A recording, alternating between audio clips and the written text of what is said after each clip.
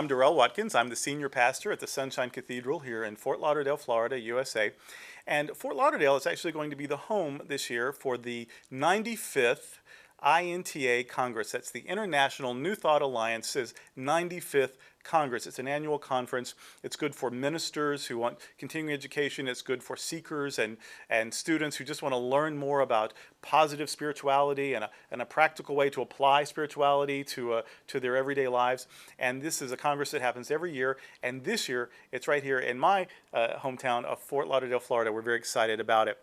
We're talking to people lately about the Congress, people who are involved in the Congress, people who are in leadership in the INTA. And with us today is the Reverend Ellen Grace O'Brien. She's a member of the board of directors for the INTA. She's also the minister of a Kriya Yoga Center in Northern California. I'm not great at geography, but she in a cold part of California, and she is a teacher and a writer and a speaker. And today she is representing INTA. So we're going to have some questions for her about why we should be looking forward to this wonderful Congress this summer. So, Reverend O'Brien, your ministry is in the Kriya Yoga tradition. So you have ties to Roy Eugene Davis, who is a direct disciple of Paramahansa Yogananda. And so what is your experience as someone from this lineage, this tradition? What is your experience in INTA of interreligious and ecumenical relationships, and how has that been sort of good or exciting or empowering, this interreligious nature of New Thought? Well, New Thought is a philosophy that welcomes all seekers of truth and practitioners from different traditions with the understanding that truth is truth. It comes neither from the East nor the West. So there's always been an atmosphere of welcoming the traditions that are focused on what we call spiritual truth. One life, one power, one presence, expressing as all that is. As far as the tradition of Kriya Yoga, one of the things that has really inspired me to discover and to know is that the great sage Paramahansa Yogananda, as many were introduced to his life through reading the autobiography of a yogi, he was a speaker at the International New Thought Alliance in 1926. Oh, wow. And so his direct disciple and my teacher, Roy Eugene Davis, has carried on in that tradition with INTA over the years and taught and spoken there. And so we have felt a good home there, and also just I think the statement that INTA makes that this is about the direct experience of truth, and it doesn't matter whether someone is from the East or the West, it's the same. Your center says something about teaching the one truth known by many names or something. Yes. Isn't that one of your Yes. something that you say? And what is the name of your center in San Jose? Yes, What, in San Jose. what is the name of your center? The Center for Spiritual Enlightenment. Center for Spiritual Enlightenment, and that's they have a website, and they're also on Facebook. I've seen them on Facebook. Your center, and you also have a seminary, the Meru Seminary. Yeah, Meru. Meru. What does Meru mean? Why is it called that? Well, Meru is the name of a mystical mountain. So it is the inner ascent that we make in consciousness as we study and learn. Nice. So how has this ecumenical experience, because you're in the Kriya Yoga tradition, and then you'll meet people from Divine Science or Unity or the Universal Fellowship for Better Living. You'll meet all these people and work with these people and worship and pray with these people during this week and study with these people. How has these sort of ecumenical relationships enriched your prayer life and your meditation practice?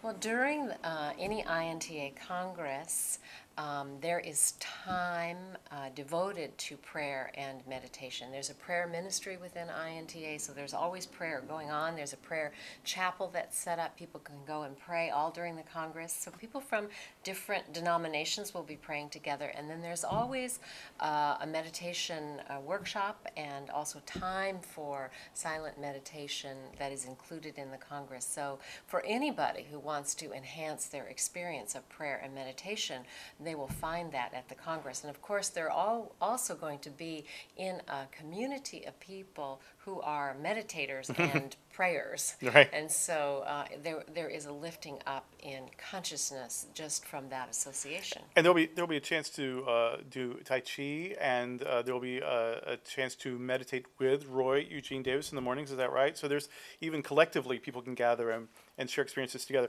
And if I were new to say Kriya Yoga, I could still go to that meditation practice, right? And meditate in the mornings with Absolutely. Roy and you and whoever. Absolutely, and experience it. And that's one of the things about New Thought is a philosophy that is investigative, that says, you know, you don't just have to believe what you're told, you should engage in these teachings and find out for yourself. So the Congress is a really good way to do that. How has so how long have you been attending congresses? Have you been to 5, 10, many? Many. Many? I was thinking today about some of the first ones I attended were in the 1980s. Okay, so wow. and And so, going year after year after year to these congresses and having leadership roles in a lot of them, how has that enriched your ministry at your center in California?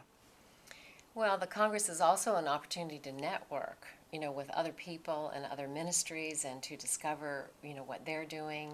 So it's a wonderful opportunity to meet people from all across the United States and some also from other countries who share a similar philosophy and who are looking towards this highest purpose of how can we uplift the consciousness on our planet? How can we participate in it actually and intentionally through our spiritual practice?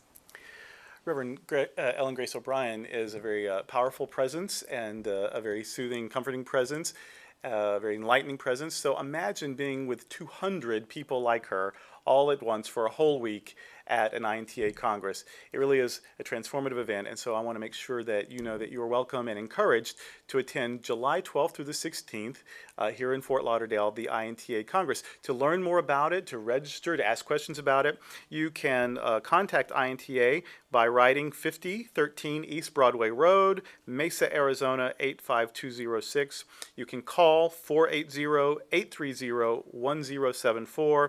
You can email azinta@quest.net, that's QWEST.net, or you can visit the website newthoughtalliance.org. We really hope to see you this summer in Fort Lauderdale at the 95th INTA Congress.